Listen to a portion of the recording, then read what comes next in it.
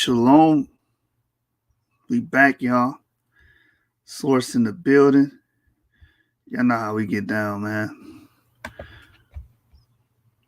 So before we get started, you know how we do here at the source. We go ahead and get it popping. Who's coming with me? It's a sure shot. We get it popping for y'all, man. It's early in the morning over here. I want to make sure that I definitely did this one on the global flood. And as you can see, the title says the source terrorists. The source, the new moniker. You know, my ops, my enemies give me my monikers. You know what I'm saying? Lex, a long time ago, we were arguing in Google Hangouts in the days we were doing Google Hangout debates and arguments. And I was making everybody stick to a source. I said, man, I need you to show me that in a source. He said, you a scholastic bully. And that's how I got my moniker, the scholastic bully. And now I have a new opposition that was saying, you a source terrorist. So, you know, I'm a rock. I love it. Oh, man, they got a ring to it. You know what I'm saying? So I'm the source terrorist. I'm the scholastic bully. I'm all that, man. I love all the monikers and all the names, you know what I'm saying, because it embodies who I am. And I do, you know, I take pride in the fact that I take out the time to have research competency. And research competency is what you need to apply for a master's. You understand? So I take pride in that, man. But let me get this intro popping, and we're gonna get right into the topic. You know, when I'm here, we're gonna do our science, our scientific research, and build our models and theories together. So let's get it, man. Let's get this intro popping. Y'all know how we do here at the source. I know how we do. Who's coming with me? It's a sure shot. The source now. Taking over the game, put it on Padlock. With a better roster, Sixers will play the lobster. Let them niggas hate, but revenge will never stop us. It's a sure shot. The source now. Taking over the game, put it on Padlock. With a better roster, Sixers will play the lobster. Let them niggas hate, but revenge will never stop us. Kill the cancer, you can call me a sick assassin. Cut the chains, you can call me LeBron James. Make a decision, but you never had me in derision. Changing the vision, but mark them that cause division. For real, never in submission like I need permission. Nigga steady telling lies like a politician.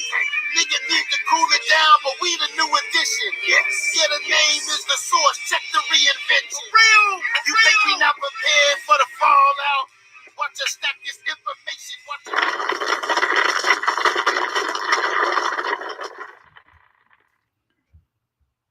All right, man. You know, we had to go ahead and let y'all know what's happening here on the source.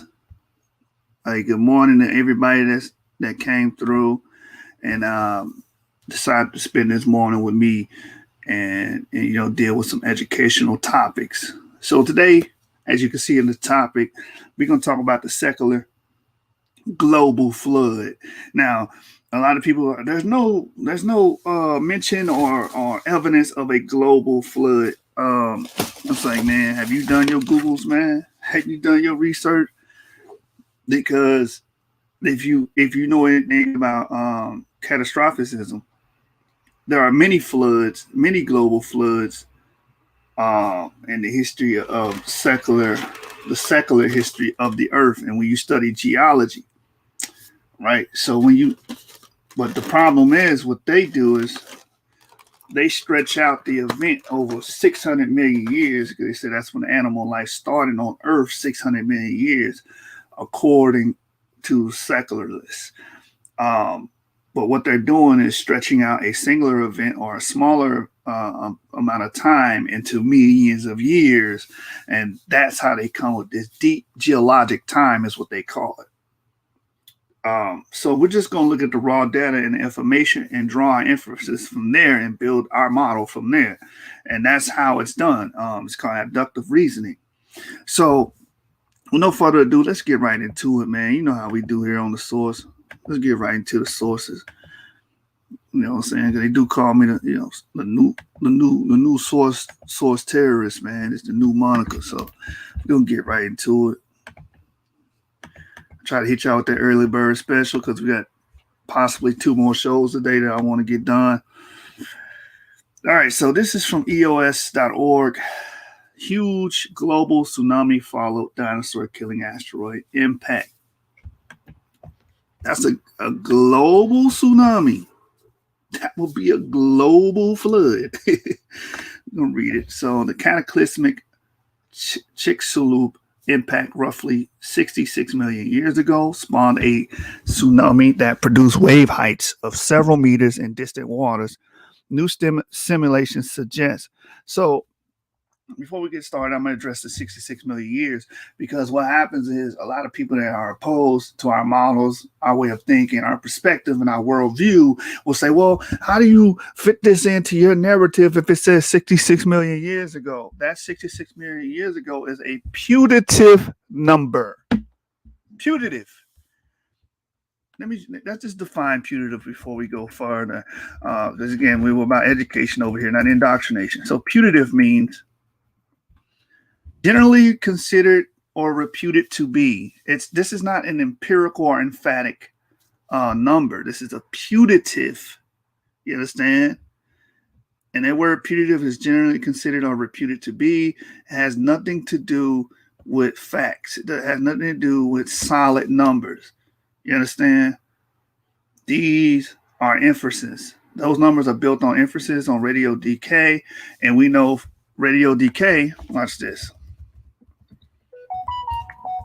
Radio decay, lightning creates radio decay. Right now, I'm just going off the cuff while we're on the topic, because to deal with that old age argument, right? Just gonna drop gems, man. I ain't got time. Radio decay. Look at that. Look right here. Several research groups had detected neutrons and positrons in atmosphere and aftermath of lightning strikes. The theoretical models have associated these gamma ray-induced production and subsequent decay of radioactive nuclei such as nitrogen negative 13 and oxygen 15.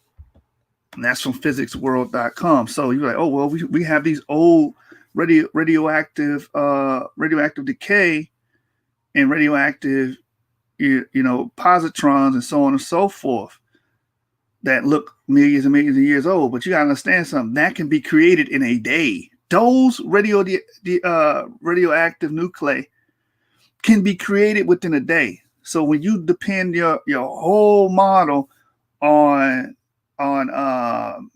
radioactive decay, and that's how you date it, like uranium and stuff like that. That stuff can be created within a day, which kills your whole dating system, which means you can't rely on deep geologic time anymore. All right, so let's get right back to it. Shout out to the viewers. Shout out to everybody. Hit that like button and click subscribe. We're going to do science this morning. You hear me? So, again, huge global tsunami followed dinosaur killing asteroid impact. The cataclysmic Chicxulub impact roughly 66 million years ago spawned a tsunami that produced wave heights of several meters in distant waters, new simulations suggest. So that 66 million years, again, is a putative number. They just repute it to be that number. That's not a known or emphatic date. It's not empirical. So they have a beautiful illustration here. Asteroid impact, and then the waves and engulfing sea creatures and so on and so forth. It's just an artist's impression of an asteroid in the distance impacting shallow waters near modern-day Yucatan Peninsula. So the article is by Catherine Cornet, and it was done December 20th, 2018. It says the devastating tsunamis that struck the coastline of Chile, Haiti, Indonesia, and Japan in recent decades produced waves tens of meters high, unimaginable to most people accustomed to gentle seas. But millions of years ago, a truly inconceivable set of waves, the tallest roughly 1,500 meters high. So the tallest waves during this catalytic period was 1,500 meters high. Let's get that. Let's convert that. Hold on. Let's convert. I know everybody. We in America, so we don't deal with meters like that, right? Let's do meters to miles. About a mile high. 0.93 of a mile. So these waves are about a mile high. That's huge. That's huge. So let's get back into the article. It says, tallest, roughly 1,500 meters high, ran through the Gulf of Mexico and spread throughout the ancient ocean, producing wave heights of several meters in distant waters, new simulation shows. The enormous waves were triggered by a large asteroid slamming into the shallow waters of the modern-day Yucatan Peninsula. That asteroid impact, which occurred about 66 million years ago and created the Chicxulub crater, contributed to the demise of the dinosaurs. A global look. Molly Range, a paleoceanographer working at University of Michigan when this research was conducted, and her colleagues have now modeled how the ensuing tsunami propagated the Gulf of Mexico and beyond. As far as we know, no one has done a global simulation of this impact, said Range. Range and her colleagues used two models, one simulating the initial impact of an asteroid 14 kilometers in diameter into shallow water, and one modeling the ensuing propagation of displaced water throughout the ancient ocean. So before we finish reading this, if you have displaced water throughout the ancient ocean, what happens to the continents? They get flooded. You understand? And 14 kilometers for the meter size, I think about 7.5 miles long. It said it was necessary to use two models in tandem, explained Brian Arbic, a physical oceanographer at the University of Michigan who was involved in the study. A typical ocean model just can't handle an asteroid, he noted. The first effect of the asteroid impact, the researchers found, would have been a roughly 1,500 meter high tsunami wave. This wave represented the initial blast of water from the impact, said Range.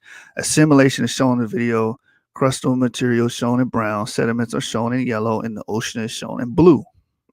A few minutes later, the models showed that water began refilling the gaping crater formed by the impact.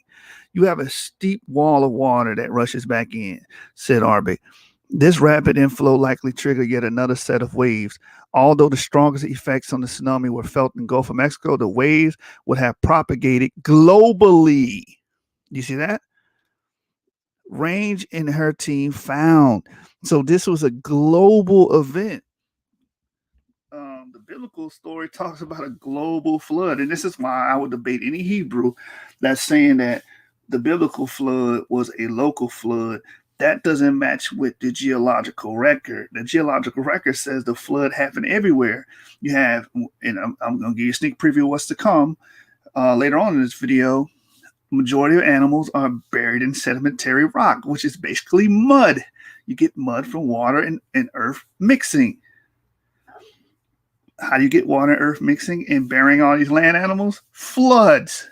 It's that simple. We're going to get into it.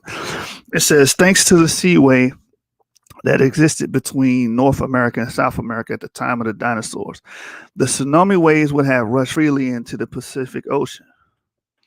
Range and her colleagues calculated that tsunami waves in the Pacific and the Atlantic basins would have been as large as 14 meters. As the waves approached land and slowed down, they would have gotten even larger. But because the researchers' models didn't include the topography of the continent 66 million years ago, it wasn't possible to calculate the actual wave run-up heights, Arbic said. The video below provides a look at how waves propagated around the world, as well as an estimate of their heights. So, displaced sediments.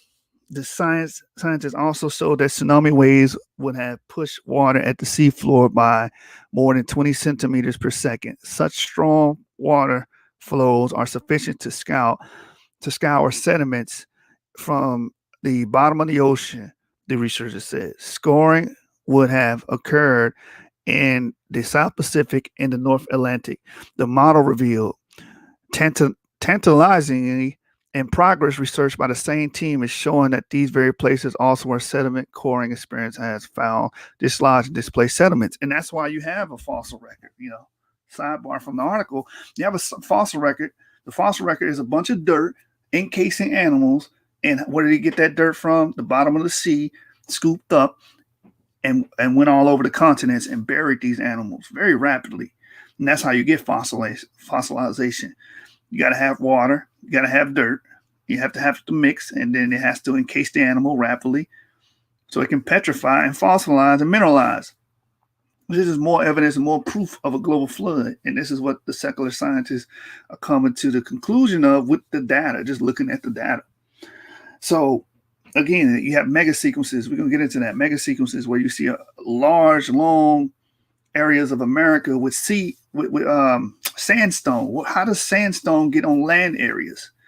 You understand? Sandstone is normally around the coastal areas of continents, not on the mainland area. You understand? But we got animals buried in sandstone. Because why? These tsunamis, these floods were carrying sediment or dirt from the ocean and then displacing it and putting and dumping it on continents. That's what the world global flood would do. And we see that in the record. Now, I know you're going to get trolls in the comments that don't even know the subject, didn't even study this, don't read any articles, don't read any scientific literature, but you're going to get the trolls. We welcome the trolls. If you're a troll in the comment section, hit that like button for me. These results were presented last week at AGU's fall meeting 2018 in Washington, D.C. This implication of this work are significant, said Timothy Browler, an earth scientist at Pennsylvania State University who was not involved in the research. Geologists can now glean the sediments at sites far afield from the crater to detect fingerprints of the tsunami. This modeling provides a glimpse into a cataclysmic part of Earth's history that thankfully hasn't been repeated, but more advanced simulations incorporating, for example, higher spatial resolution or estimates of on-land topography, so wave run-ups can be estimated would improve our understanding of this tsunami, Arbic explained. But one thing is very clear. The Chicxulub tsunami was clearly a force to be reckoned with. As Arbic said, it must have been one of the biggest tsunamis ever.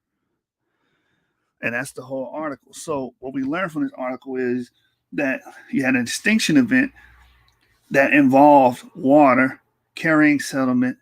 And as we're going to read further, this sediment buried and encased and fossilized many of these animals. So we're going to go to the article on the North Dakota site. This is from washington.edu, March 29, 2019 was when it was published. It says, North Dakota site shows wreckage from the same object that killed the dinosaurs. Now you can see the depiction right here. A meteor impact 66 million years ago generated a tsunami-like wave in an inland sea that killed and buried fish, mammals, insects, and a dinosaur, the first victims of the Earth's most recent mass extinction event. So again, it's telling you plainly, you need the generated tsunami is what buried these animals, right? Because the tsunami was able to carry what they call hydraulic sorting, sediment, dirt, onto the land and bury these animals quickly so they can mineralize and fossilize. The deathbed created within an hour of the impact has been excavated at the unprecedented fossil site in North Dakota. So this is North Dakota. Water getting all the way to North Dakota. Why? Because these waves were 1,500 meters high, which is about a mile high waves globally. So if you have waves globally that high going inland onto the continents, it's going to bury these animals. And, I got another video I want to make about these biblical stories being consistent with nature and what we find in empirical data. And this is one of them. The flood story is empirical. You're like, oh, what? That's 66 million years ago. Again, those numbers are putative. They're fictional. They're imaginary. They're not empirical. But anyway, let's keep going. An excavation site in North Dakota. And also, I want to touch on the fact that it said the deathbed was created within an hour, because what they try to do is they try to stretch out these events over thousands, millions and millions of years. But they get more and more evidence that, wait a minute, these extinction events, these cataclysmic epochs of time happen within days, happen within an hour. You don't need millions of years for mass extinction. You just need a cataclysm that's worldwide, 1,500 meter waves, and you can do it. I mean, It has been done. It's in the geological records. It's in the stratum. It's buried in the ground. The evidence is there. You got a bunch of dead things encased in mud. That should tell you a flood happened. It's not hard. This is, use your deductive reasoning skills. An excavation site in North Dakota sheds new light on what happened when a giant meteorite struck planet Earth 66 million years ago. On that day, violent ground shaking first raised giant waves in the waters of an ancient inland sea. Then tiny beads began to fall, created from molten rock cooling at the edge of space to make glassy spears. The rain of glass was so heavy it may have ignited much of the vegetation on land, while in the water, fishes struggled to breathe as the glass beads clogged their gills. Once the surge of water reached a river mouth, it transformed into a 30-foot wall of water, tossing hundreds, if not thousands, of freshwater fish, sturgeon, and paddlefish onto a sandbar and temporarily reversing the flow of the river. Stranded by the receding water, the fish were pelted by glass beads up to 5 millimeters, almost a quarter of an inch in diameter. Some beads got buried inches deep in the mud. Rocks and beads continued to rain down for another 10 to 20 minutes before a second large wave inundated the shore and covered the fish with gravel, sand, and fine sediment, sealing them until the present day discovery. This is what fossilized these marine animals and these fishes. The tsunami, this flood coming in, sweeping them up, putting sediment on top of them, putting sand on top of them, and putting gravel on top of them, rapidly burying them. And that's what the fossil record indicates. That's the only way you can get a fossil, if you rapidly bury it, encase it, and then it will fossilize and mineralize. Dead animals don't fossilize by themselves. You need this process. So even more proof, the proof that majority of the animals that we find in the geological columns is in sedimentary rock, to let you know they were buried by a flood. You understand? By hydraulic means.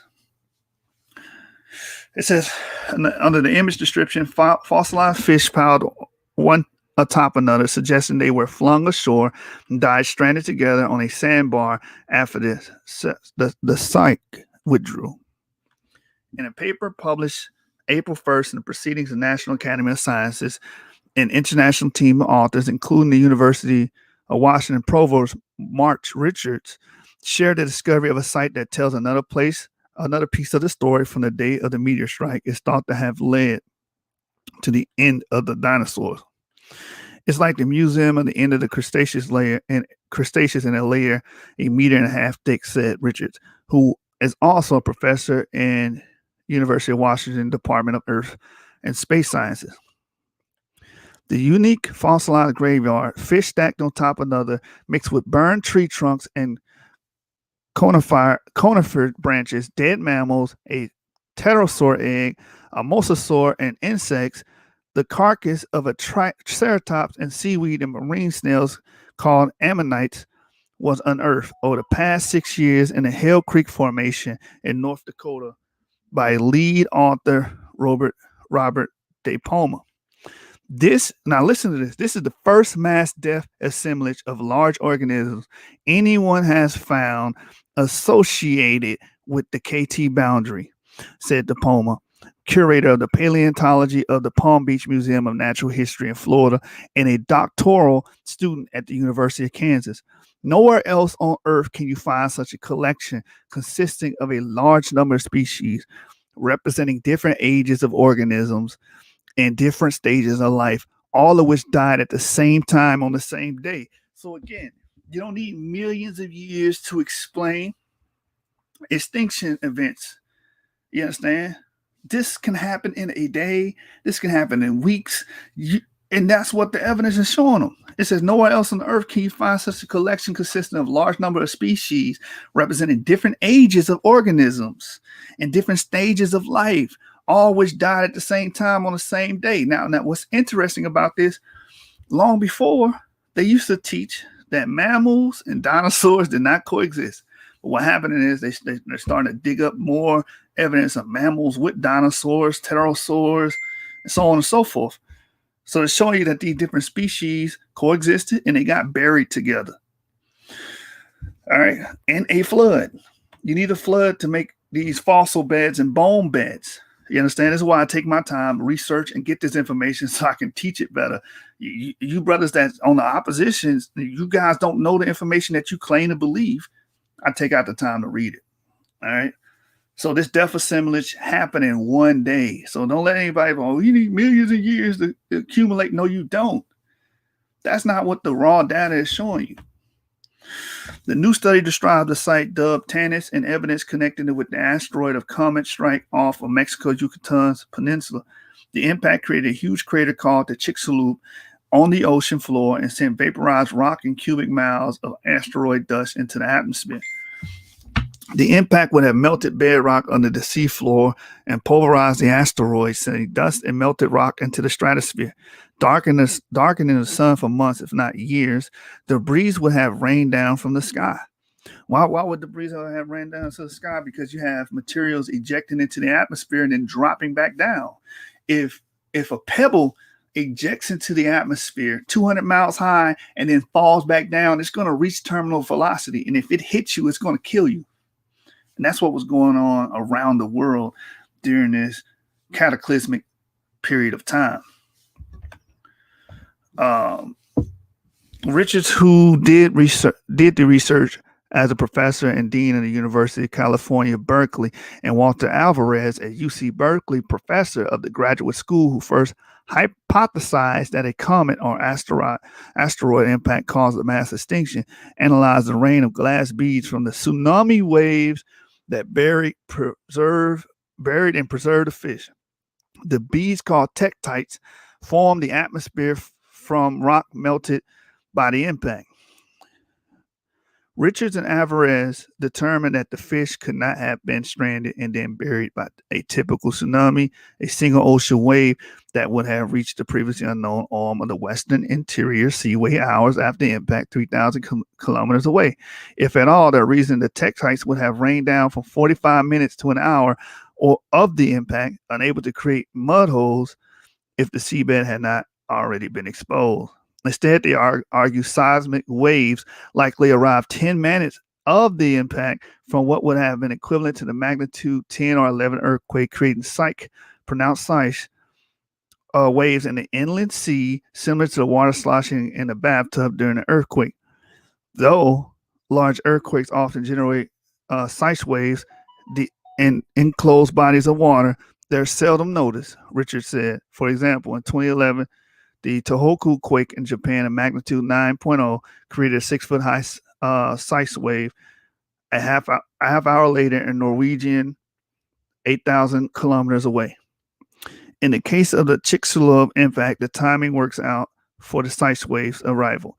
The seismic wave started arising within 9 to 10 minutes of impact, so they had a chance to get the water sloshing before all the spirals had fallen out the sky, Richard said. These spirals coming in the crater at the surface, making funnels. You can see the deformed layers in what used to be soft mud, then rubble covered the spirals. No one has seen these funnels before. The tektites would have reached terminal velocity of about 200 miles per hour, according to Alvarez, who decades ago estimated the travel time to these objects through the atmosphere. You can imagine standing there being pelted by the glass spirals. They could have killed you, Richard said. Many believe that rain of debris ignited wildfires over the entire American continent, if not around the world. Richards estimated that the seismic wave created the size waves would arrive in North Dakota at roughly the same time as the projectiles from above. At least 2 huge size waves inundated the land, perhaps 20 minutes apart, leaving 6 feet of deposits covering the fossils. So again, you got water, you got this dirt, you got the water carrying this dirt, covering the fossils, and that's how fossilization happened. So, I mean, the empirical data is backing up a flood. You understand? This water inundating, meaning flooding, that's a scientific way or collegiate way to say flooding. When you see the word inundating, that's what that means. Matter of fact, let's just define it real quick. Let's just define it. Inundate. What does inundate mean? Inundate. Look, definition one: overwhelmed with things of people. Overwhelm someone with things or people to be dealt with. Second meaning: flood. The islands may be the first to be inundated as sea levels rise. You understand? So you have to know these terms because people do a simple Google search and say, "I don't see the word flood in this article." They don't use that word. They just say inundate. All right. So it says overlaying this material is a layer of clay rich in iridium, a metal rare on Earth, but common in asteroids and comets. This layer is known as the KT or KPG boundary, marking the end of the Cretaceous period. When we proposed the impact hypothesis to explain the Great Extinction, it was based just on the findings of some anomalous concentration of iridium, the fingerprint of an asteroid or comet, said Alvarez. Since then, the evidence has gradually built up, but it never crossed my mind that we would find a deathbed like this. Because again, the deathbed that they found had different species in it. It had a pterosaur like pterodactyl. It's that type of animal. A triceratops. It had a mammal. It had insects. It had fish. It had different species all in this one deathbed. Why? Because the flood swept up these different animals that was in different ecologies and buried them. That's what we see when we dig up the earth and we search for fossils. A bunch of animals buried in mud due to a flood.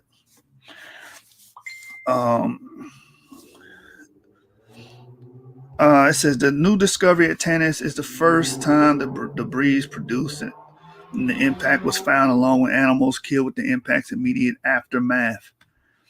Jan Smit, a retired professor of paleontology from the Verheyen University in Amsterdam in the Netherlands, who was considered the world expert on tektites from the impact, analyzed and dated the tektites from the Tanis sites. Many tektites were found in near perfect condition embedded in amber. We have an amazing array of discoveries which prove in the future to be even more valuable, Smith said. We have fantastic deposits that needs to be studied from all different viewpoints, and I think we can unravel the sequence of incoming ejecta from the Chicxulub impact in great detail, which we would never have been able to do with other deposits around the Gulf of Mexico. The co-authors of David Burnhams of University of Kansas and Claudia Cooper of the University, Philip Manning of the College of Charleston in South Carolina. And they're just giving all the people that did the natural history. That's the end of the article, right? Let's see. 11 people. Hey, shalom, everybody. Hit that like button while y'all at it. If you're on Facebook, hit that like, give us a love, give us a care. Do what you got to do, man, so we can promote the channel and we can keep bringing out information.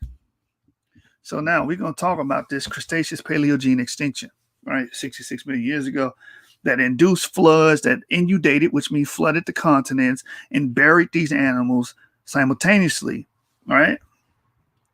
Now we're going to get a percentage on what the devastation was. The Cretaceous Paleogene extinction, this is National Geographic, by the way, event is the most recent mass extinction and the only one definitely connected to a major asteroid impact. Some 70% of all species on planets, including all non-avian dinosaurs, went extinct. 70% of the animals. And this is what makes people look silly when they question the validity of the flood and the destructive power of the flood, is because you don't understand. If you're a naturalist and you believe that the Earth is 3.8 billion years old, if you believe the Earth is 3.8 billion years old and animals only been here 600 million years old, you do understand they teach that there was multiple extinction events, and you're questioning one. You're questioning one. Oh, there was a global flood. I can't believe that. But you will believe multiple extinction events that happened 200 million years ago. Another one happened 400 million years ago, 66 million years ago. That kills almost all life on the planet, but you can't believe in one. I find it very hypocritical. But again, you're ignorant. You don't know the information. A lot of you people that are secularists or naturalists and that claim to be staunchly against the Bible or against theists or against God in general, you don't even know geology or know anything about their models that say that these extinction events were pretty much common in the old world. Anyway, let's read the article. It said one day about 66 million years ago, and remember that number 66 million years ago is putative. It's not a known number. It says an asteroid roughly 7.5 miles across slammed into the waters off of what is now Mexico's Yucatan Peninsula at 45,000 miles an hour. The massive impact, which left a crater more than 120 miles wide, flung huge volumes of dust, debris, and sulfur into the atmosphere, bringing on severe global cooling. Wildfires ignited any land within 900 miles of the impact, and huge tsunamis, there it is. Huge tsunamis rippled outward from the impact. Overnight, the ecosystem that supported non-avian dinosaurs began to collapse. Global warming fueled by fueled by volcanic eruptions at the Deccan Flats in India may have aggravated the event. Some scientists even argue that some of the Deccan Flat eruptions could have been triggered by the impact. So again, this killed over 70% of life on Earth, 70% of species on Earth. So if you're a secularist, you believe in more mass extinction events. We just believe in one. If you believe in the Bible and the biblical narrative and it's consistent with nature, then you just believe in the flood, and the flood did all of this. You understand? Killing majority of the animals. So with that, let's should we read the life science one? Let's see. It's probably going to say the same thing. Let's go to life science, and I want to deal with hydraulic sorting and how these animals were buried. And I'm going to show you that this event didn't happen 66 million years ago. There's counter arguments and counter data to that. So this is life science. Dinosaur killing asteroid triggered mild high tsunami that spread through the Earth's oceans. By Laura Gagel, January 7, 2019 is when this was published. So these articles are fairly recent. It says when the dinosaurs killing asteroid collided with Earth more than 65 million years ago, it did not go gently into the good night. Rather, it blasted nearly a mile-high tsunami through the Gulf of Mexico that caused chaos throughout the world's oceans, new research finds. So this was a global event because the world's oceans was affected. It says the 9-mile across, 14 kilometer space rock known as the Chicxulub asteroid caused so much destruction. It's no wonder the asteroid ended the dinosaur age, leading to the so-called Cretaceous Paleogene extinction. The Chicxulub asteroid resulted in a huge global. You see that? Look at that. I'm gonna blow this up, man. You know what I'm saying? We do sources over here. We're gonna do. Y'all in science class today. We're dealing with geoscience. Let's deal with this. I'm going to turn y'all to oceanographers. The Chicxulub asteroid resulted in a huge global tsunami, the like of which have not been seen in modern history. I mean, listen, the Bible got it right, man. That biblical retelling of historical events got it right. Now, you can argue when it happened. We can argue that all day. But the fact that it happened and is consistent with the geological record, that gives it credence. So a global tsunami happened in times past. You understand? I just don't agree it happened 65 million years ago. We're going to get to that. It said lead researcher Molly Range, who did the research while getting her master's degree in the Department of Earth and Environmental Sciences at University of Michigan. Range and her colleagues presented the research, which has yet to be published in a peer-reviewed journal, at the American Geophysical Union's annual meeting on December 14 in Washington, D.C. And the research first reported by EOS is novel, meaning novel means new. As far as we know, we are the first to globally model the tsunami from the impact to the N-wave propagation, Range told Science. So something, it took them a while to catch up with what was said thousands of years ago, but I'm glad it caught up with it. There was a global tsunami, i.e. a flood. Range told Life Science. The idea for the project got started when Range two advisors, Ted Moore and Brian Arbic, both in the Department of Earth and Environmental Sciences, at the University of Michigan realized there was a glaring gap in the Chicxulub research field. Mainly, no one had published a global simulation of the tsunami the asteroid created. It wasn't until starting this project that I realized the actual scale of this tsunami, and it's been a fun research story to share, Rain said. The researchers knew that the asteroid hit shallow water in the Gulf of Mexico, but to correctly model its huge impact, they needed a model that could compute the large-scale deformation of the Earth's crust that formed the crater, as well as the chaotic, you see that right here? Look, as well as the chaotic waves from the initial blast of water away from the impact site and the waves from ejecta falling back into the water. So again, you have this event that's being attested by scientists, geologists, oceanographers, showing that a huge tsunami happened in times past that killed off majority of the Earth's species. Range said, so the group turned Brandon Johnson, an assistant professor who studies impact cratering at Brown University in Rhode Island. Johnson ran a model detailing what happened in the 10 minutes following the impact when the crater was nearly a mile deep, 1.5 kilometers.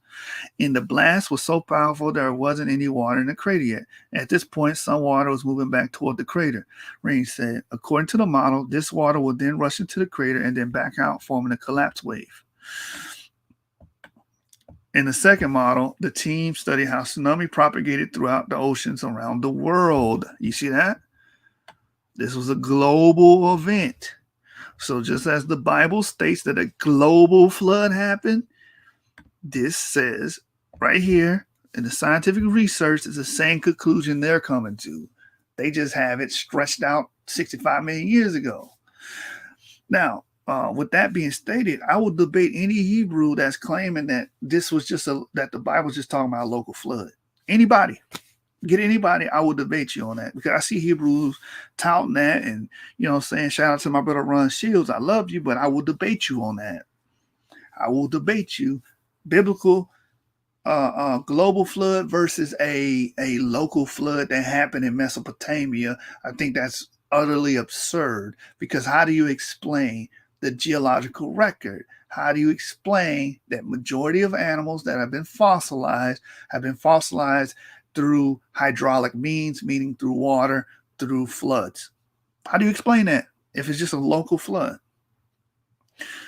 But that's neither here nor there. Anybody that wants to debate that, I will debate them. I just know Ron Shields. I know his position on that. You know what I'm saying? He most likely not going to debate it because the brother's not combative. But if he did want to, he can come to the source and we can have that exchange.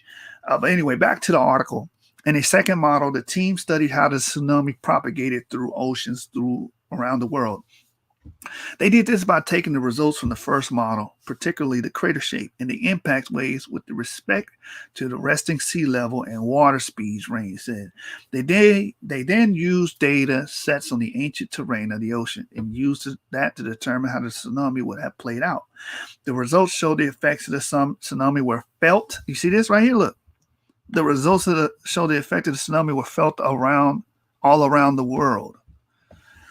We found that the tsunami moved throughout the entire ocean and every ocean basin, Rain said. In the Gulf of Mexico, water moved as fast as 89 miles per hour, she found. Within the first 24 hours, the effects of the tsunami impact spread out the Gulf of Mexico into the Atlantic, as well as though the Central American Seaway, which doesn't exist anymore but used to connect the Gulf of the Pacific. After the initially nearly mile-high 1.5 kilometer wave, other huge waves rocked the world's oceans. In the South Pacific and Northern Atlantic, waves reached a whopping maximum height of 46 feet. In the Northern Pacific, they reached 13 feet. The Gulf of Mexico saw waves as high as 65 feet. In some spots, 328 feet in others. So you have this going around globally, these large waves pounding on the continents, going into inland. It's sweeping up all these animals and burying them. It's taking sediment from the bottom of the ocean and sloshing it onto the land and burying these animals. You understand? That's why we have a fossil record. We have the empirical proof that this happened. You understand? To put that in perspective, the largest modern wave ever recorded in the southern hemisphere was measly 78 feet, which struck near New Zealand in May 2018. We're talking about as high as 328 feet, 100 meters. That's a lot, man. Okay, the hard evidence. There's evidence that support the models, Rain said. According to the second model, fast-moving water from the impact likely caused erosion and sediment disruption in South Pacific, North Atlantic, and Mediterranean Ocean basins. In a separate study, which also has yet to be published, Moore examined sediment records across the ocean. His findings agree with the tsunami model, Rain said. It can be hard to imagine such cataclysmic tsunami. So the researchers compared it to the 2004 Indian Ocean tsunami that killed, that killed at least 225,000 people. Two tsunamis were as different as night and day, they found. Over the first 7 hours of both tsunamis, the Chicxulub impact tsunami was 2,500 to 29,000 times greater in energy than the 2004 Indian Ocean tsunami, Rain said. Of course, the giant tsunami wasn't the only event that did end the non-avian dinosaurs. The asteroid also triggered shock waves and sent vast amount of hot rock and dust into the atmosphere, which rubbed together with so much friction they started forest fires and cooked animals alive. These particles also hovered in the atmosphere and blocked the sun rays for years, killing plants and animals that ate them. So let's just bring the empirical data to it. Say, let me see if we got any trolls in the building. No troll. Oh man, we doing good. No trolls. Good. Maybe I should do it early in the morning more often. Science in the morning. So we can clearly see the evidence for a global flood, man. This is not even disputed. It's just the time. So we're going to deal with time. Let me open up my PowerPoint and you just crush these putative numbers real quick, right? So we're going to open up with this one. And it says sweeping gene kills gradualism, aka Darwinism, because they believe everything happened over slow amounts of times. It was gradual, 600 million years of animal species on the earth, and they evolved. They magically evolved. Archosaurs became all the dinosaurs and crocodiles and pterosaurs, which are flying reptiles. And then these little small theropods became birds, and then all this other crazy madness, magical, fanciful Pixar, Walt Disney stuff. That stuff don't exist. So when you deal with empirical data, there's no proof of that. That's all hypothetical, made up jargon, right? So they did a sweeping gene survey and pretty much kills this notion. So the sweeping gene survey reveals new facets of evolution by Marlau Hood, May 18, 2018 on physics.org. The most startling result, perhaps is the 9 out of 10 species on the earth today, including humans. Listen to this. Came into being 100 to 200,000 years ago. Wait a minute. I thought these animals, first of all, if you know anything about human evolution, according to seculars, it happened 6 million years ago. You understand? We came from an ape-like ancestor and then diverged into chimpanzees and humans. That was 6 million years ago. This article is saying humans, including 9 out of 10 species. That's crabs, that's birds, that's bats, that's bears, lions. Majority of species came into being 100 to 200,000 years ago, according to these estimates. Okay, this conclusion is very surprising, and I fought against it as hard as I could, said Thaler, which is one of the biologists that did the study, told AFP. That reaction is understandable. How does one explain the fact that 90% of animal life, genetically speaking, is roughly the same age?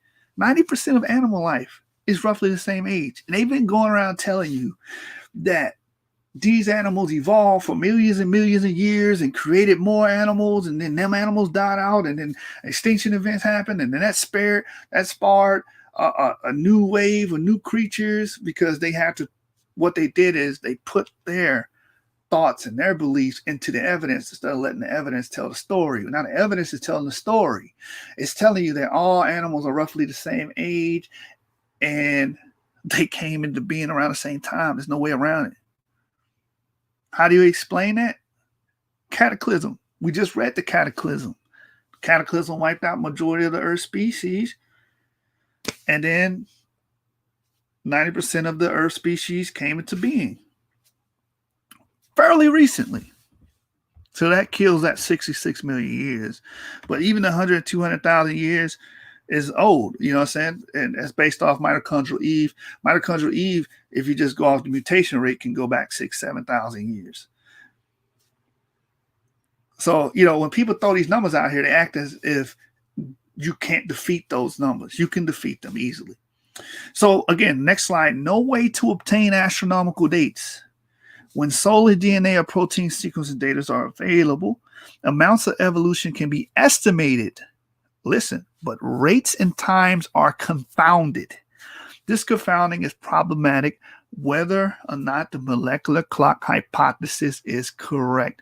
This is why I spend extra money on these books, because I research and I get the truth. You're not going to get the truth from these people that's on YouTube touting this secular Darwinian BS.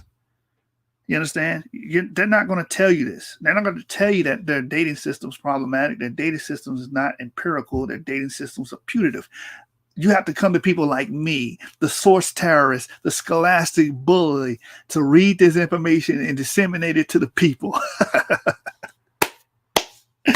Hey, man, we got to be like Moses. Moses was wise in all the ways of the Egyptians. We got to be wise in all the ways of the American scientists. Look, man, so all those dates are hogwash point of views. You understand? So anyway, the source is Statistical Methods in Molecular Evolution by Rasmus Nielsen, page number 236. So if you're saying that this is wrong, you're going against one of the leading people about that deals with molecular evolution and dating and molecular clock hypothesis.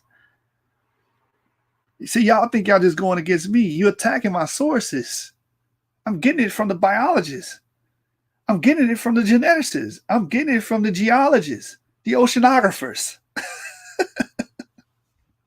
And we're dealing with the raw data. We're not just dealing with inferences. That's the difference. The upper limit, and then here's another point that kills that 66 million years ago. They have found fossils with proteins in them. Proteins don't last 67 million years, 200 million years, 300 million years. But you see proteins 200 million years in the fossil record, 67 million years, 100 million years. And we know through the laws of chemistry, biomolecules become unstable over time, meaning they decay. You're not going to have proteins sitting in the ground for millions of years. It's going to decay to the point where it's unrecognizable. And this is why Darwinian thought process and gradualism violates the laws of chemistry and the natural known laws. It violates it all the time. It's a very magical Pixar, Walt Disney-esque type of theory. But anyway, let's read it. It says the maximum longevity of original proteinaceous matter in vertebrate hard tissues has been estimated at 3.8 million years, although molecular remnants have been reported from older rocks. They're finding these molecular remnants of proteins in older rocks, but they know, according to the laws of biochemistry, proteins or proteinaceous matter cannot exist past 3.8 million years. That's its shelf life. You know, when you buy bread and it says, January 21st, 2021, it will expire. It's the same thing with any biomolecule. They have an expiration date, right? And this is a generous number of 3.8 million. After 3.8 million years, you should not see proteins, but that's not what happens. You see fossils with proteins in them.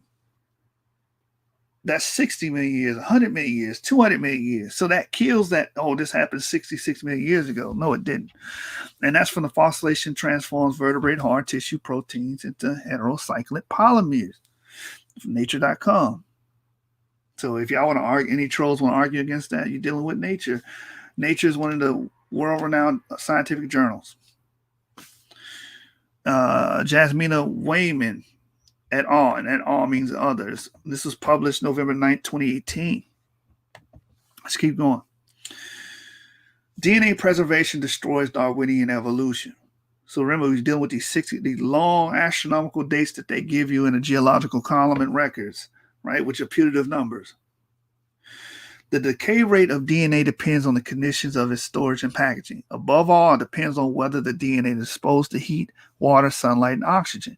If a body is left out in the sun and rain, its DNA will be useful for testing for only a few weeks. If it's buried a few feet below the ground, the DNA will last about 1,000 to 10,000 years. If it's frozen in Antarctic ice, it could last a few 100,000 years. For best results, samples should be dried, vacuum packed, and frozen at about negative 80 degrees Celsius. Even then, ambient radiation is likely to render DNA unrecognizable before it celebrates its millionth birthday. So that's from the Slate.com article, What's the Shelf Life of DNA by Forrest Wickman, published February the 5th, 2013. So DNA in the ground can only last up to 10,000 years. And if it's frozen, it can only last 1,000,000 years. And most of these dinosaurs lived in humid, hot areas. So why do we find dinosaurs with DNA if they're 67 million years old and older? Going all the way back to the Triassic, when you first start seeing them. Triassic, Cretaceous, Jurassic periods. Talking about 100, 150 million, 200 million years ago. And we find proteins and we find DNA in their fossils. That's proof that they're not that old, because DNA cannot last more than 10,000 years in warm areas. You got to go to Antarctic areas to make it last, theoretically 1,000,000, but that doesn't give you 67 million or 200 million. Again, breaking the laws of physics. And when you break the laws of physics, and the laws of chemistry, your theory becomes magical, because you need magic to get around natural laws. That's why it's like, it's oxymoronic to call these people naturalists, because you're not really naturalists. You're really supernaturalists, because you believe nature can some way circumvent the laws of chemistry and the laws of physics. Some way you believe, some magical way to get around decay rates and get around the fact that protein doesn't last but 3.8 million years, and you get around the fact that DNA only lasts 10,000 years. Yet we find organic material, we find soft tissues, we find dinosaurs with DNA, we find dinosaurs with collagen. Collagen is made of proteins. And these animals are supposed to live 60, 70, 80 million years ago? This is why nobody wanted to debate this. This is why you don't want to debate science with me, because I will drive you in the ground with empirical data and beat the living breaks out of you if you come with that secular stuff. Man, it's the Source Terrorist in the building, man. Scholastic Bully in the building. 7 Gang, 7 Candlesticks up. Hit that like button and subscribe to the channel. Source Debate League on YouTube. Follow the Source Debate League on Facebook. Join the group. If you brothers ready and willing to get in that ring, hit me or Jeremiah up, and we're going to set it up. Whoever you want to debate, man. All right, so organic material does not last millions of years. These organic materials are understood to be among the least stable biomolecules over long periods of time and under the heat of deep burial during fossilization. However, it is extreme age of these samples that are striking. This 75-million-year-old fossil is at least one of the 2 orders of magnitude older than the expected preservation limits of DNA and proteins. Remember, because proteins only last 3.8 million years, and DNA only lasts a few thousand years. So why are we finding fossils with proteins and DNA? You got a 75-million-year-old fossil that has DNA and proteins in it. Somebody lying. That means there is no 75 million years worth of Earth time. There isn't. That directly contradicts that. And that's from the paleontologists are skeptical about baby dinosaur cells supposedly found in fossil. Why are they skeptical? Because it's killing their model. It's killing that magical Pixar, Disney theory that land animals can be from flying animals, and fishes can become land animals, and form. They taught you form when you was in school. Form: fish, amphibian, reptile, mammal. That's what they teach you. But even though we find mammals living with reptiles, and the animals that they claim evolved, the animals. Here's the thing: the chicken and egg problem, and your dad cannot be younger than you. So Archaeopteryx, for example, which is supposed to evolve from theropod dinosaurs, little small two-legged dinosaurs, it's older than the animals that they say it evolved from.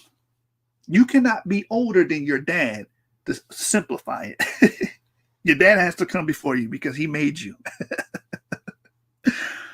So all these contradictions, he's trying to sweep it under the rug. But, Yashub is going to look under the rug and find all of this dirt that you didn't swept under here. I'm going to expose it. All right, let's keep going. These are a multitude of examples where they found DNA in the fossil. You have a dinosaur egg that was found in 1995. You have Halobacterium, Natronobacterium, a T-Rex in 2013. Then you find these proteins and DNA in deep sea mud in 2016. You understand? And we know T-Rex lived 67 million plus years ago, according to settlers. Why do you find DNA in there? DNA don't last but 10,000 years, especially in the heat of the earth. If it's buried in the ground, it's dealing with heat. And heat accelerates that decay according to the laws of biochemistry. So again, biomolecules, DNA crush Darwinian timescales. The discovery of dinosaur DNA crushes Darwinian thought because DNA can only survive a few thousand years, not millions of years. And there's no rescue device for this. They try to employ all these rescue devices. Oh, iron preservation. Iron would destroy the biomolecule. Every one of their rescuing devices to try to make this preservation happen is magical and fanciful, because what actually happens is the destruction of the biomolecule. The biomolecule has to be preserved. The DNA has to be preserved. The protein has to be preserved. They can't be 60, 70 million years, 100 million years, 200 million years. The empirical data is on our side. You just got to dig it up. The Nardosaur destroys Darwinian timelines. This was in 2017. It says, if so, then it may have happened recently. Dinosaur coloration expert Jacob Venter, looking at the Nardosaur skin pigments, told National Geographic that it is so well preserved that it might have been walking around a couple of weeks ago. I never seen anything like this. So they found this Nardosaur, and the brother that dealt with it, he was like, man, this thing looked like it was walking a few weeks ago because it's so well preserved, because things decay over time. You're not going to expect to find a fully formed Nardosaur out of the ground or out of the sea if it was years old. Look, and it said maybe it was walking around much more recently than the 110 million year age assigned to its sediments. After all, sheaths once made of keratin, the same material that's in human fingernails, still coat many of the osteoderms. And keratin shouldn't last even 1 million years. So how do you explain the keratin? How do you explain the biomolecules, the DNA, the protein, if these things are 60 to 70 million years old? 100 million years old. This one, 110 million years old. The keratin should even last 1 million years. Let's pull this up. This is crazy. That's why I said evolution is magical, man. This is magical. Then we're gonna read from the Bone Beds book I got loaded up on Google Books. The Nardosaur. Let's get the Nardosaur article. Do your Googles, people. Do your Googles. Teach y'all how to do your Googles. Look, Nardosaur. Fossil preserve. I want you to see this thing. Look at that. This is the actual fossil. Look at this. Oh, come on. Don't do this. Don't do this, man, right now.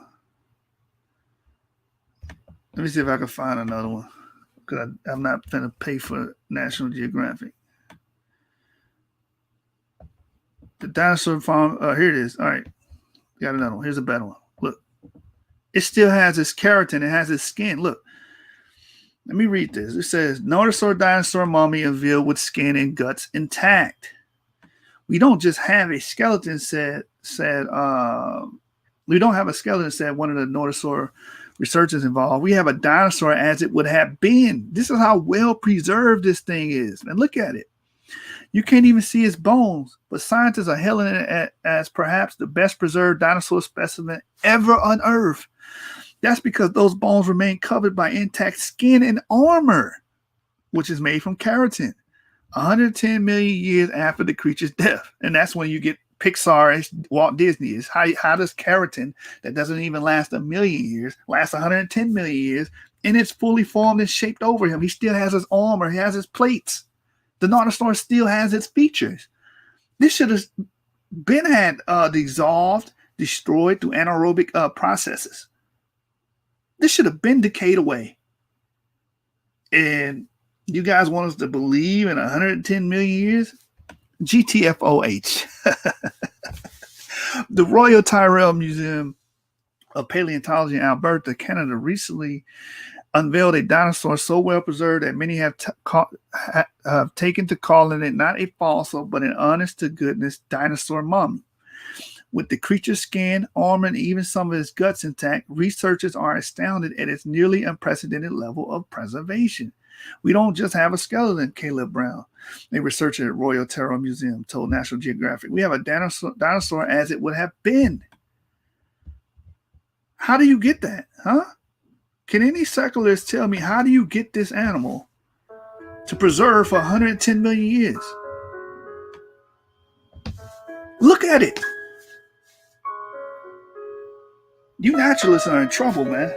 This is why you won't debate this shit. You won't debate this. Look at this. It has its plates. Look at that. You mean to tell me all that survived in 100 million years? 18 foot long, nearly 3,000 pounds. Look at those plates. Look at that keratin. Look at that skin. You mean to tell me that this some way was magically preserved? Natural selection came out the sky and then put a barrier around it and allowed it to survive for that long? Stop it. Stop it. That shouldn't even last a million years. You're going to tell me it lasts 110 million years? Stop it. It says, when this dinosaur, a member of newly discovered species called the Nodosaur, was alive, it was an enormous four-legged herbivore protected by spiky plated armor and weighed in approximately 3,000 pounds. Today, the mummified Nodosaur is so intact that it still weighs 2,500 pounds. Red flag should be going off in your head right now. How the hell did 2,500 pounds of organic material survive for 110 million years?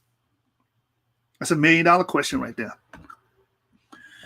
How the dinosaur mummy can remain so intact is something of a mystery. Although, as CNN says, researchers suggested the dinosaur may have been swept away, there you go, by a flooded river and carried out to sea, where it eventually sank to the ocean floor. There go the flood. That's why you have all these dead things buried in the ground in sedimentary rock, which was the purpose of this video, right? So as 1 million years pass, minerals may have eventually taken the place of dinosaurs' armor and skin. This might help to explain why the creature was preserved in such a life form. But what it doesn't explain is why biomolecules did not decay.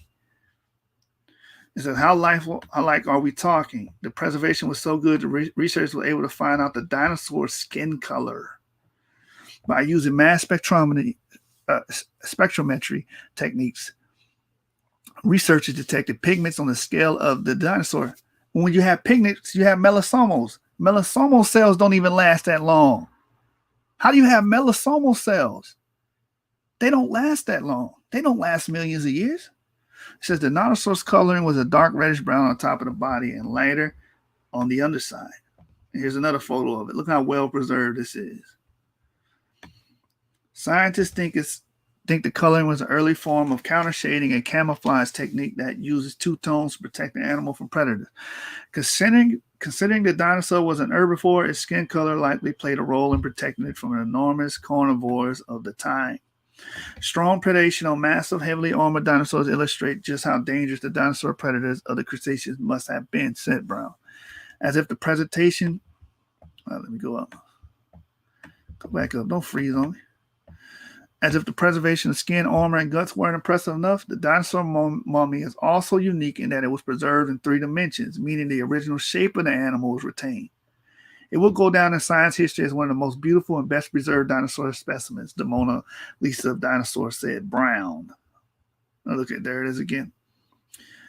Although the dinosaur mummy was exceptionally well preserved, getting it to its current display from the display form was still difficult. The creature was in fact the first discovered in 2011 when a heavy machine operator accidentally found a specimen while digging through the oil sands in Alberta. Since the lucky moment, it has taken the researchers 7,000 hours over the course of 6 years to test the remains and prepare them for display at the Royal Tyrrell Museum. Now, visitors finally had a chance to gaze upon the closest thing to a real-life dinosaur that has likely ever seen. That the world has likely ever seen. So look at that, man. There's no way around that. So it's a mystery how it was preserved. Yeah.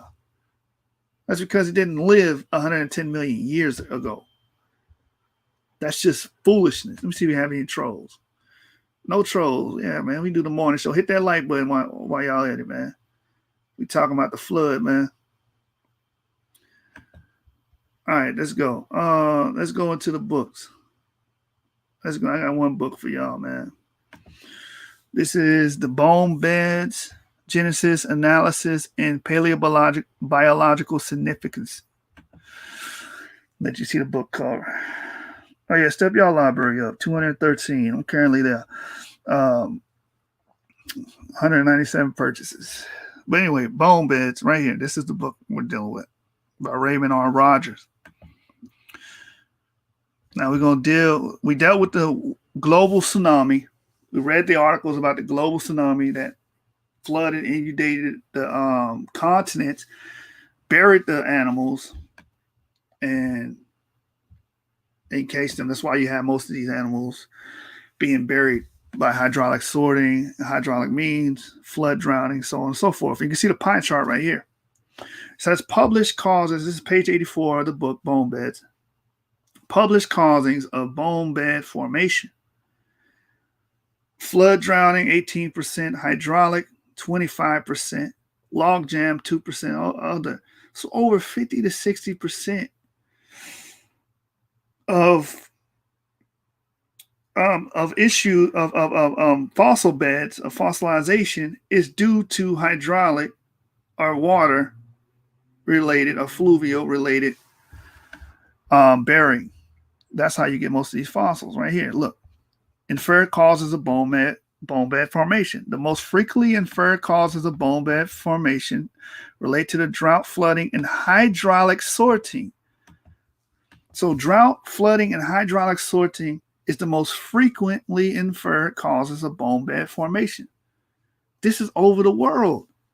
All animals died this way. So that's why you had that Nodosaur looking well preserved, because it did not die 110 million years ago. Keratin doesn't even exist over 1 million years. That's a scientific fact. That's a law of chemistry. Keratin decays. It has a shelf life. Just like when you buy bread and that bread says in 2 weeks it's going to expire, best believe in 2 weeks it's going to expire, right? Same thing with keratin, DNA, any biomolecule, protein. It said drought causes animals to congregate in or around shrinking water holes and may decimate populations of water-dependent animals, leaving abundant, sometimes mummified carcasses that are minimally scavenged. Droughts can be followed by what? Flooding that strips sediments from devegetated landscapes, thereby enhancing opportunities for burial. So majority of the reasons why we have a fossil record is dealing with water, dealing with floods. Flooding can trap and drown land-adapted animals, either as they attempt to cross swollen rivers or by overtaking them in floodplain or other alluvial or coastal habitats. In both drought and flood events, herd species may be particularly susceptible to mass death events. Hydraulic causes represent a wide range of water-related processes that may concentrate carcasses or bones and overlap with flooding and drowning. Flooding and drowning. The totals reported in the figure 2.19 depend on the published assessments. If the author specifically mentioned flood or drowning, the locality was counted as such. If only hydraulic processes were specified, it was counted as hydraulic. All right, so reports tend to assign multi-species concentrations dominated by fragmentary bones and teeth to hydraulic winnowing or sorting. If these occur in fluvial or nearshore marine contacts, in contrast, bone beds with 1 to 3 taxa and relatively complete skeletons are more commonly assigned to drought or flooding. This reflects a general tendency to infer more specific causes for bone concentration that have suffered lower degrees of post-mortem taphonomic alteration. So majority of these bone beds, these fossil sites, are the result of water, giving more credence and evidence, as the oceanographer put it, worldwide tsunami that inundated the lands, this global flood. So we went through article after article, empirical data after empirical data, and we're still going to get the trolls. We welcome the trolls. And if you're a troll and you watching this, hit that like button. Share this video.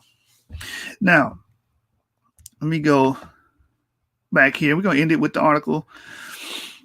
Just in case people just came in. I'm going to end it. I want this to be rewatchable. All right, so when the dinosaur killing asteroid collided with the Earth more than 65 million years ago, and we already destroyed that millions of years ago, we got dinosaurs with proteins, keratins, biomolecules, DNA that don't last over 1 million years. Can't be 65 million years. How does that last 65 million years without inducing or invoking some kind of magical process, man? It said it did not gently go into that good night. Rather, it blasted a nearly mile-high tsunami through the Gulf of Mexico that caused chaos through the world oceans. And that will be the global flood. This was a global event, man. And that's why all the scientists are coming to this conclusion. You can't get around it. In times past, the world was inundated with water and buried majority of these animals and encased them in sanitary rock.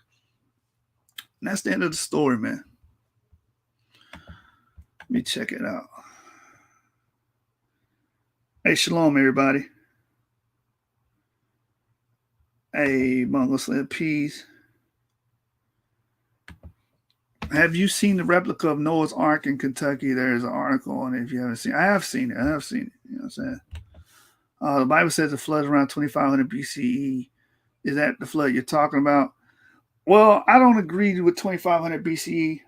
You know what I'm saying? I'm not a staunch young earth dater like that. I just know what happened in times past. We can argue about dates all day. But you can't argue about the millions and millions of dead organisms encased in sedimentary rock that requires hydraulic sorting, that requires flooding and drowning. You understand? We can argue about, I don't believe 2500 BCE was the date because, again, I'm not a proponent of biblical inerrancy. And what biblical inerrancy means, that everything in the Bible that was translated correctly and there's no mistakes. I don't believe that. I know there's mistakes. I just deal with the major facts that are consistent with nature when I'm arguing or debating. I'm not going to argue or debate a belief. Like a brother asked me, can you prove that Jesus Christ resurrected? Of course I can. I believe that he did. And a lot of people are afraid to stand on what they believe. I stand on what I believe, and when I deal with science, I deal with empirical data. And the empirical data shows a worldwide tsunami swept the globe. That's what the empirical data shows, and buried millions and millions of organisms. And then we have the evidence genetically that all life, 90% of animals, popped up, according to the secularists, 100 to 200,000 years ago at one time. All species, 9 out of 10 species, came into fruition at the same damn time. That sounds like a cataclysmic event happening, wiping out majority of the species, and then a repopulation event happened. That's exactly what the Bible is narrating. Cataclysmic situation known as the flood, killing most of life as we know it on Earth.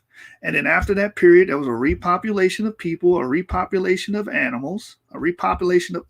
And that article by Thaler is talking about shrimps, land animals such as cats, tigers, bears, and humans that we all showed up at the same time, popped in.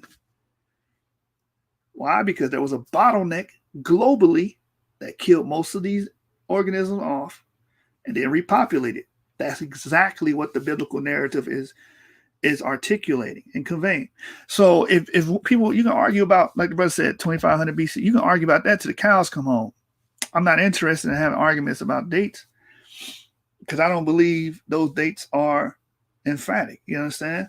I don't believe that happened 2,500 years ago. And that's just, based off information that I have came across and research I have came across. So no, I don't hold myself to 2,500 years. I don't hold myself to 6,000 years. I'm open.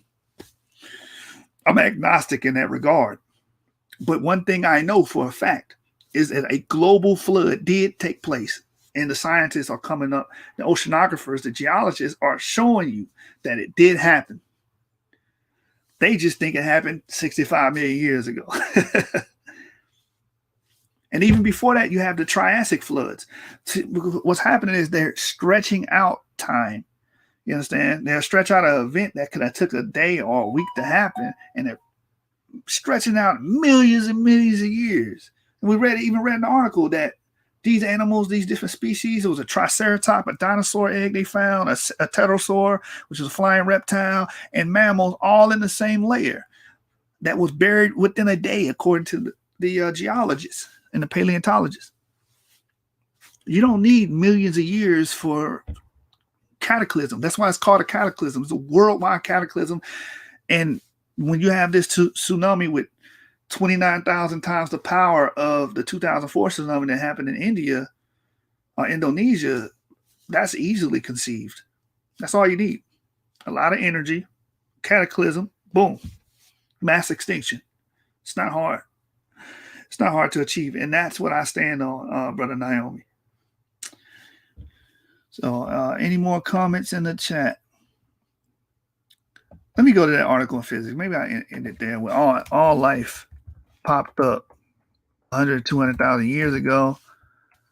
And that's relative to mitochondrial Eve and Y chromosome Adam, which if you just look at the raw data, that only happened about, I say, less than 10,000 years ago. But even if we go with the 100, 200,000 years, still crushes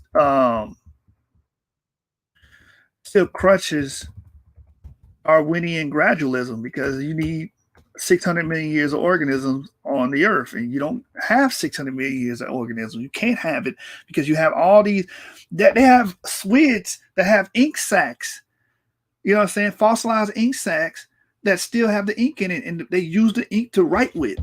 That ink should not last 150 million years. It's just a law of chemistry, because these biomolecules break down over time. So how do you explain that? It's direct contradiction.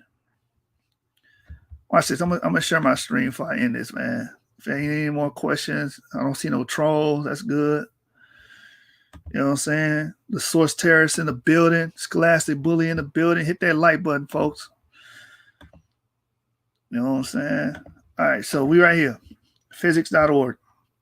Sleeping Gene Survey reveals new facets of evolution by Marlisle Hood. Remember, I showed you that in my presentation. May 28, 2018. Who would have suspected that a handheld or genetic test used to unmask sushi bars pawning off tilapia for tuna could deliver deep insights into evolution, into how new species emerge? And who would have thought to trawl through 5 million of these gene snapshots called DNA barcodes collected from 100 100,000 animal species by hundreds of researchers around the world and deposited in the U.S. government-run gene bank database. That would be Mark Stockel from the Rockefeller University in New York and David Thaler at the University of Basel in Switzerland, who together published findings last week sure to jostle, if not overturn, more than one settled idea about how evolution unfolds. It is a textbook biology, for example, that species with large, far-flung populations, think ants, rats, humans, will become more genetically diverse over time. But is that true? The answer is no, said Stockel, lead author of a study published in the Journal of Human Evolution. For the planet's 7.6 billion people, 500 million house sparrows, and 100,000 sandpipers, genetic diversity is about the same, he told AFP. And why is that monumental? It's monumental because they use dates by genetic diversity and DNA differences, meaning mutation accumulation.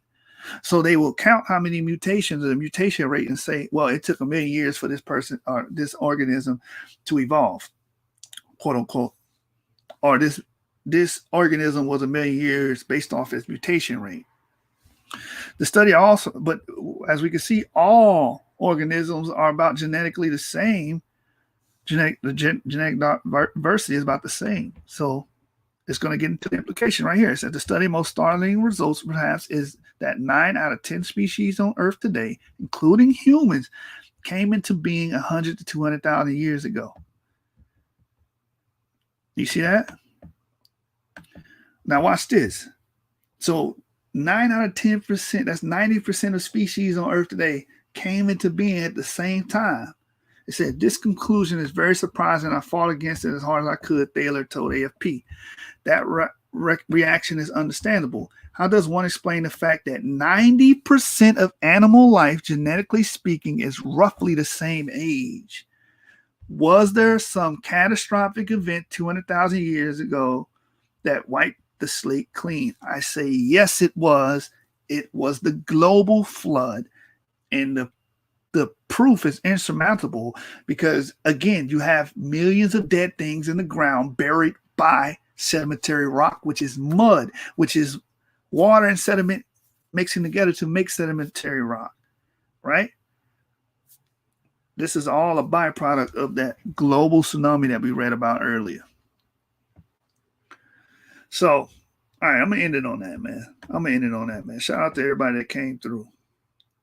Hit that like button. Subscribe to the Source Debate League on YouTube. You know what I'm saying? I will be doing more presentations like this. Try to keep them about an hour and a half, so you can rewatch it and, take notes, whatever, or what have you. You scoffers are free to scoff. You can't scoff at truth. So, I mean, it's evident. Even the secularists are coming to that conclusion that a global flood did decimate most of the organisms on the earth. And we just read from the Thaler report that almost all organisms on the earth are roughly the same age. And what happened, a catastrophic or cataclysmic event induced that, just as the Bible narrates. All right.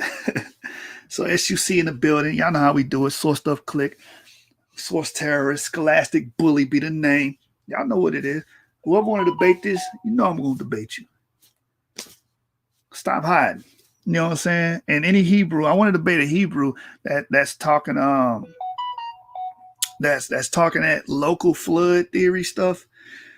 I want to debate one of you Hebrews on that. Not a secularist. I want to debate a Hebrew because I hear Hebrews pushing this local flood theory that the flood just happened in Mesopotamia. So you're going to have to explain to me why majority of fossils are the result of hydraulic means, right? Floods, drowning, hydraulic sorting. You're going to have to explain that to me. We can have that discussion here on the Source Debate League with your boy, the Scholastic Bully, Yashub, the Source Terrorist. Respect the name, man. Respect the culture. If you ain't gonna respect anything, respect the empirical data. You feel me? Respect the empirical data. So it was early. We got our little science in this morning, man. You know what I'm saying? We got our science in this morning. I'm gonna try to keep y'all up to date with the science and scientific research, and we're gonna build models together. You know what I'm saying? And have our theories. You know what I'm saying?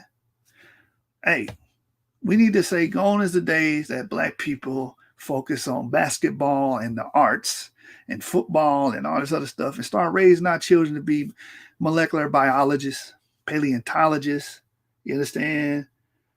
Astronomers, astrobiologists. Wouldn't that be beautiful? Oceanographers.